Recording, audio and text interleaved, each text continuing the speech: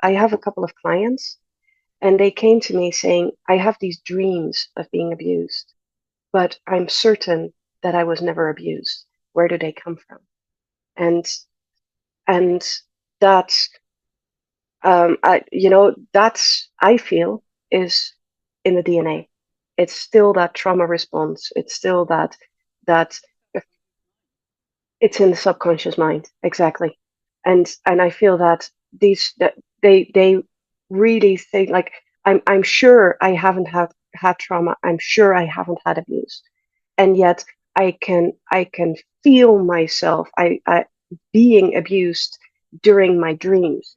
And it's very often it's in that DNA and epigenetics field, in the generations before them. Because then when I ask them, hey, can you have a look at your family tree?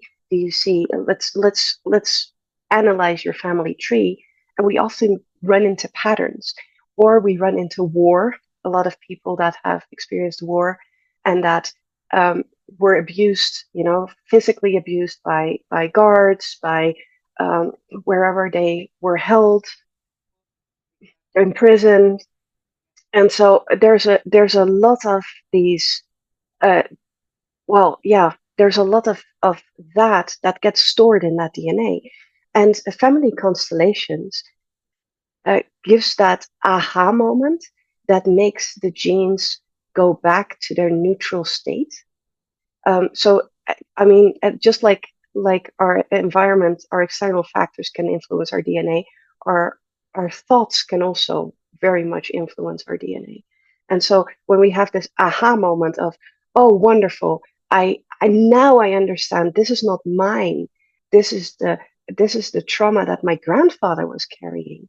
Then, the moment that realization happens, your DNA shifts back.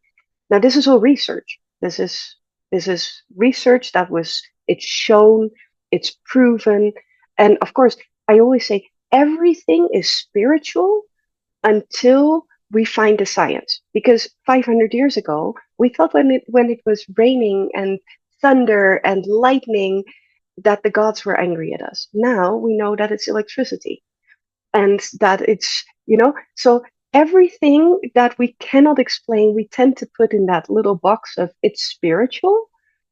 But very often it's something that we simply do not understand yet, and the science hasn't caught up with what we already know and what we already feel.